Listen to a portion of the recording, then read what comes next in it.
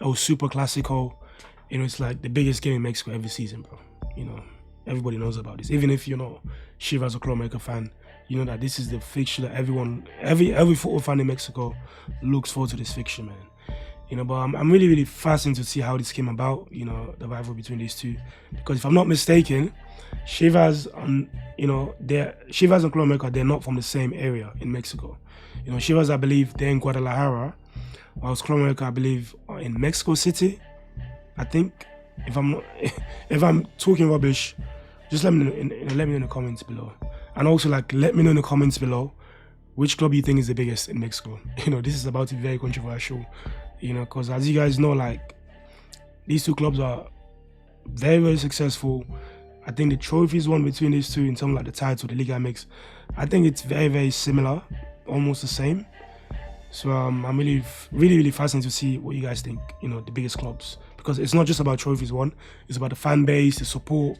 There's so many things that goes on when it comes to there's so many things that you have to think about when determining the biggest club or which club is the biggest. So really, really excited to see you guys' opinions in the comments. Enough talking, man. Let's go. El Super Clásico, not to be confused with that other massive derby, the foremost fixture in Mexican football, overtaking the respective local derbies that both Chivas and Club América take part in throughout their season. But with over 500 kilometers separating these two clubs, what could be at the heart of this rivalry? Okay, so I'm not mistaken then. Estadio Azteca, I think that's the Club América stadium, which is in Mexico City, and Chivas are all the way there. Or in Akron Stadium, bro, which is 6 hours. Let me see, 555 kilometers, bro. That's a huge distance. 6 hours drive. So, in some rivalry, you can't talk about the fact that they're from the same area, because that is not the case. You guys are completely in different areas, man. So, yeah. Hey there, and welcome to another edition of Rabona TV's Roots of the Rivalry, the first of the 2019-2020 season and our first time covering a rivalry from North America. As per usual, we'll start with the founding of each club, beginning with the older of the two teams, Chivas. Okay. Edgar Everett, a Belgian, arrived in Mexico in 1904. 2 years later, in Guadalajara, on May 8, 1906, he helped found Union Football Club alongside Rafael and Gregorio Orozco, two Mexican brothers with some French ancestry. In fact, many of the first players of the club were European in origin, Belgian, of course, French, and Spanish, but there was a Mexican contingent as well. The name Union allegedly derives from the camaraderie or the union of the players from differing backgrounds, which, as the club history denotes, most of these founding members worked at Fábrica de Francia.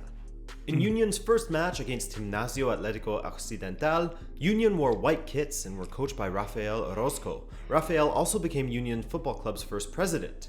It was in 1908 that Chivas adopted their iconic look, the vertical red and white stripes with a blue accent. According to Chivas' official history, they say that the look was changed at Everert's recommendation, and the red and white stripes were inspired by those of Club Brugge back in Everert's native Belgium.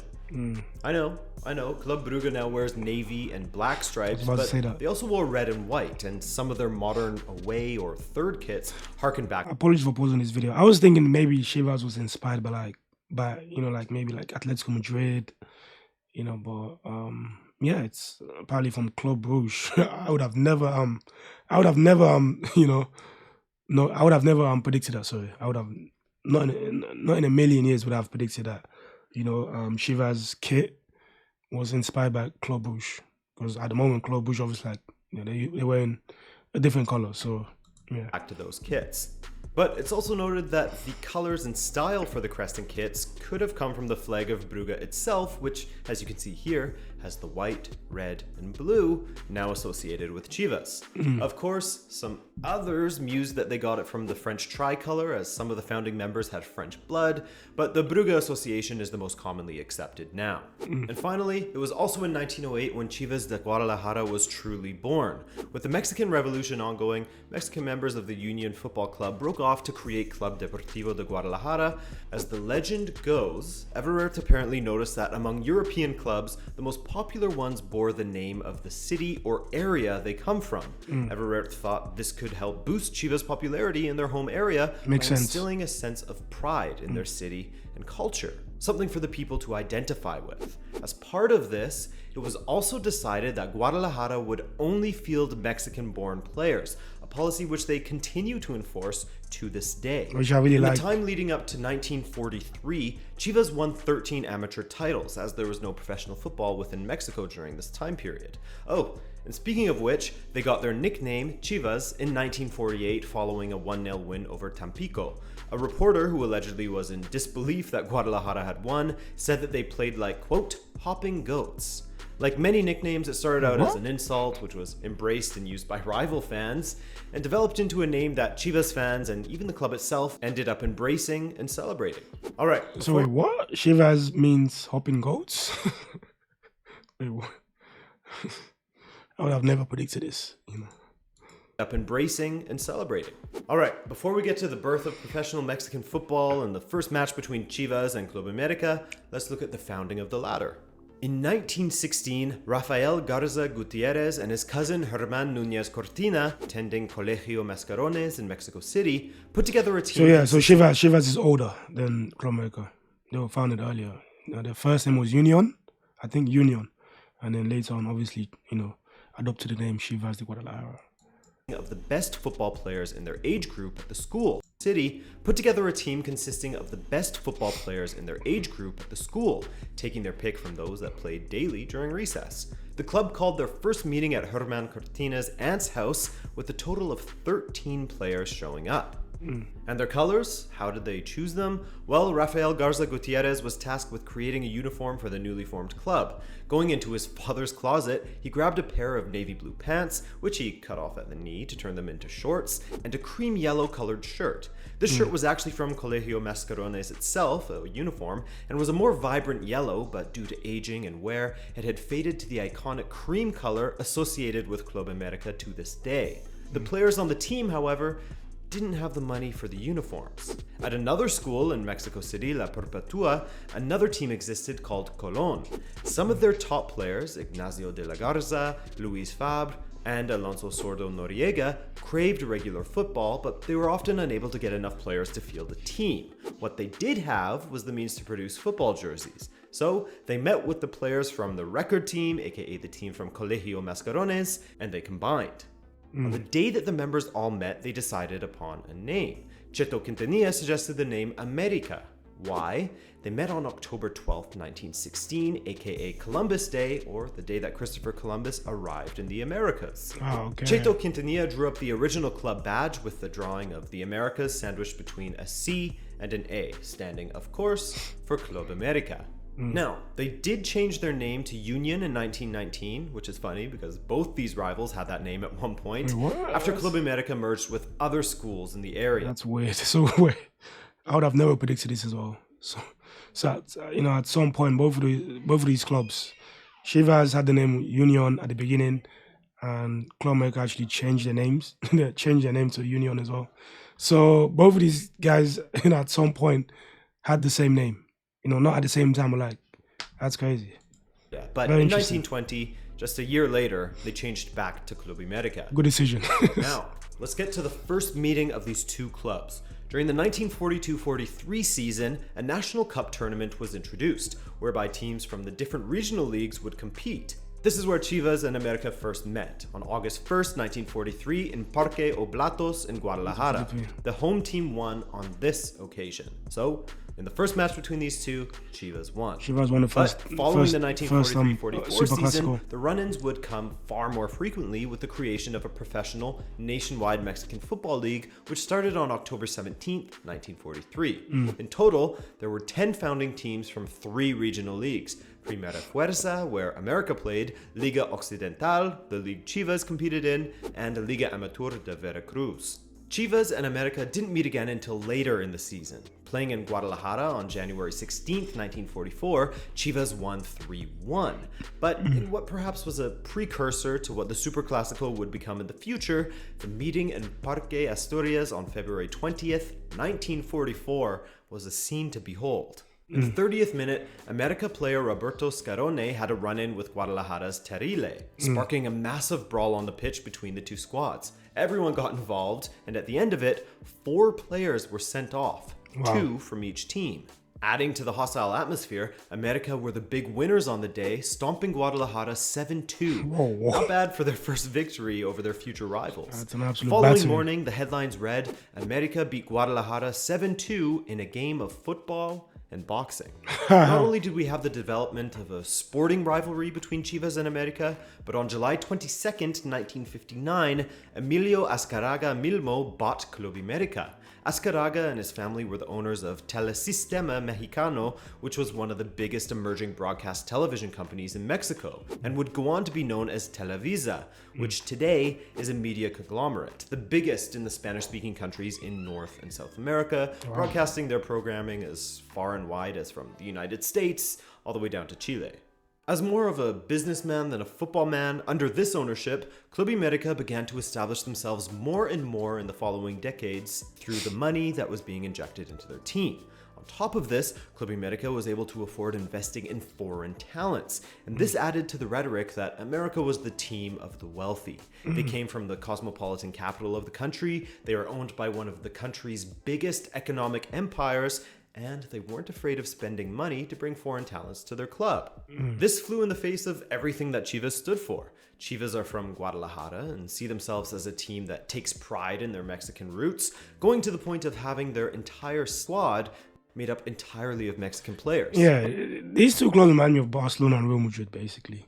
Barcelona very similar to Chivas, not quite, but in the sense they like to develop their own players. Wilds, Club America like to spend a bit more, or they're more on the luxury side. They like to just be extravagant and just spend a lot of money and bring in the top talents. I mean, there's nothing wrong with both methods. Obviously, the Chivas method, you're gonna save a lot more money, and you're probably gonna put in a lot more hard work because you're gonna have to develop these players to get them to a certain level to compete at the highest level. While it's Club America, they're gonna have to invest a lot more money, but you're getting in a ready-made talent, a talent that can just come in and just do the job. So you can't really say, this is bad and that's good and stuff like that. It's all about listen, professional football, it's all about just finding a way to win. I've already said it so many times. Whether you spend a lot of money, whether you find the best coaches, the best scouts, just win. Just win. Yeah, this is a fascinating video though. Having their entire squad made up entirely of Mexican players, but we'll speak more about this later. There's a few more things to get to before then. The rivalry didn't start to truly become what it is today until 1959. Okay. America, under their famous coach Fernando Marcos and their new ownership, went to Guadalajara to play 3 consecutive matches in November of 1959. The first, against Oro, they won 2-0. The second match was against Atlas, which they also won 2-0. Atlas, Finally, they had to face Chivas. Once again, the Aguilas, another of America's nicknames, didn't fail, and once again, they defeated yet another team from Guadalajara 2-0. After this match, Fernando Marcos said, quote, America didn't come to Guadalajara to win. That's expected. We came to change its long-distance phone number. My friends, I'm sure you already know it. Anyone who wishes to call Guadalajara should dial 202020 or 202020. Well, that of course didn't sit well with the teams from Guadalajara. So disrespectful. Later, Chivas got their revenge over America, and yes, the score was 2-0. You can't write this stuff. Okay. Around this time is when Chivas were dominant in Mexico, in an era where they were referred to as... So you gotta take that back then. You gotta take that back, that 2020, because, Chivas won 2-0 as well, so you gotta say about that one, 20. Yeah. Well, that of course didn't sit well with the teams from Guadalajara, and later, Chivas got their revenge over America, and yes, the score was 2-0. You can't write this stuff. Around this time is when Chivas were dominant in Mexico, in an era where they were referred to as El Campeonísimo, and still, to this day, the team from this era is regarded as one of the best Mexican teams of all time. Chivas won 7 league titles during this time, 4 consecutively, as well as other national titles. But America began to exercise their dominance over Mexican football and by extension over their rivals Chivas during the 80s, known as America's Golden Decade, winning the league 5 times and even the CONCACAF Champions Cup. Wow. But we also had one of the most explosive moments in the two clubs' shared histories, the 82-83 semifinals, which was dubbed La Bronca del 83, or the Riot of 83. In the 25th minute, Eduardo Cisneros of Chivas fouled the Argentinian Norberto Huetes of America, who responded by shoving Cisneros. Calm the down, referee man. sent off Huetes, Javier Cardenas was also expelled, and a 22-man fight broke out. Towards the end of the first half... This is how you can get a rivalry, man. Incidents like this. That's how you can get a rivalry. That's how you can get, teams and supporters to hate another team, man. When stuff like this happens. The hatred has been there for time. You can tell. It's in their blood, bro. The referee sent off Huetes, Javier Cardenas was also expelled, and a 22-man fight broke out. Towards the end of the first half, another America player was sent off, and in the end, Chivas won 3-0, moving on to the final. But in the following season, revenge plays a big part in this. America this time got their revenge by defeating Chivas in the final itself. Wow. 1986 saw an even more explosive riot, complete with flying kicks, kicking players while they're down, and the suspension of the match in the 72nd minute. Since the 80s, this is crazy, man. You can tell, this was just more than football, man. This was just more than football. It's like their lives were on the line, man, when they're playing against each other. The hatred, like Audi said, it's just there. Look at this stuff. It looks like a riot. Complete with flying kicks, kicking players while they're down, and the suspension of the match in the 72nd minute. Unbelievable. Since the 80s, America has been the stronger of the two teams, where America had a run of only losing to Chivas 6 times from 43 matches. In the 21st century, America continued to have the edge over their fierce rivals, even setting a record for the most wins over their rivals in a single calendar year. 4 wins over Chivas in 2007 alone. On top of that, Chivas fell on some hard times, even coming close to being relegated at one point. But beyond the records against each other and the bench emptying fights, the root that would have been one of the biggest shocks of all time in Mexico, bro. If Chivas had got relegated, that's like Barcelona getting relegated from La Liga. That would be like a massive shock. Records against each other and the bench emptying fights. The root of this rivalry comes down to 2 main things. The fight for dominance in Mexico between its 2 biggest clubs, of which America has 13 titles to Chivas 12 now. Something very close. Of course, the difference in ideologies. As the fans themselves see it, America versus Chivas is the team of the wealthy, the team that is owned by one of Latin America's biggest enterprises, a team that seeks to bolster their squad with foreign players, the team from the metropolitan capital of Mexico, versus a team that is proudly Mexican through and through, that only fields players of Mexican descent. Mexican pride versus a modern, more globalist view of football. And all the same, one of the fiercest rivalries across the sport. Most definitely. That's what's his name? I've done a reaction to him. I forgot his name. I forgot his name. Same, one of the fiercest rivalries across the sport. Thank you for taking the time to watch this video. If you enjoyed it and want more roots of the rivalry, then there's a playlist linked below for your convenience. Other than that, I'm Adrian, this is Rabona TV, and enjoy El Super Clásico. Wow, that was a very fascinating video, man. Very, very fascinating, very informative. I had to check it out, to know the history behind these 2 clubs, because I've always been confused why, this rival was so big. Because I was thinking before I started doing league and mixed reactions, I was thinking it was due to the proximity or the distance. Maybe they were from the same area, but actually no, they're not from the same area. America is in Mexico City, Chivas is in Guadalajara. But it seems like the main reason, there's so much hatred between these 2. It's just the fact that both clubs are very successful.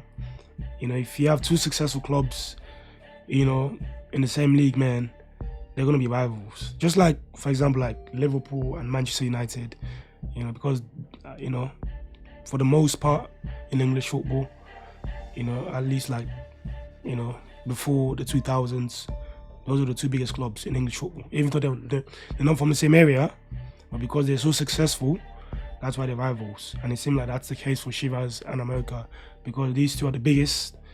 You know, it's inevitable that they were going to be, you know, they're going to be rivals.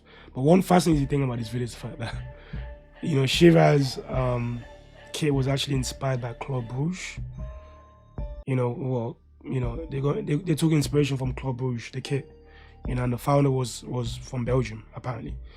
You know, and yeah, I just found that very, very, very, very fascinating.